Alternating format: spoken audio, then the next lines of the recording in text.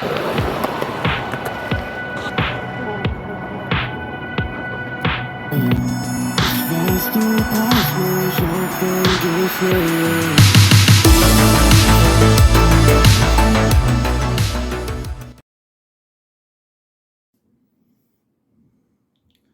my youth, I was a skateboarder, and now, 45 years later, I am still proud to call myself a skateboarder.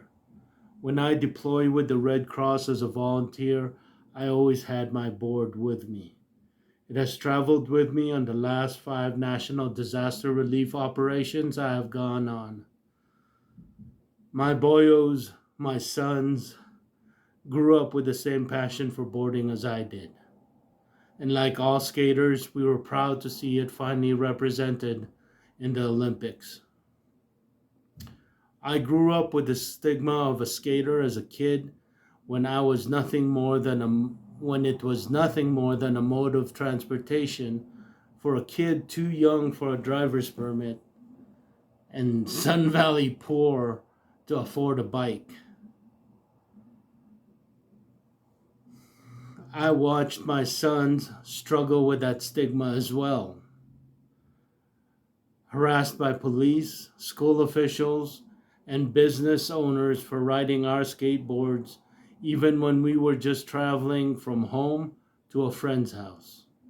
We were automatically suspect simply because we had a skateboard and we were branded hoodlums and vandals in a town that was and is anemically devoid of any healthy youth activities. For me, being a youth downtown always felt like a youth in a casino, out of place, out of step, and unwelcomed. Watching Momiji Nishaya and Keegan Palmer win the gold in the Tokyo Games was such a validation for myself, my sons, and for many skaters around the world. Skateboarding is not a crime. It is now an Olympic sport. Northern Nevada Business Weekly reported last year's sales of skateboarding equipment in the US had increased by 118%. By the end of 2020, skateboard sales had jumped 75% over sales in 2019. That national surge boosted local businesses in Reno, Sparks, and Carson City as well.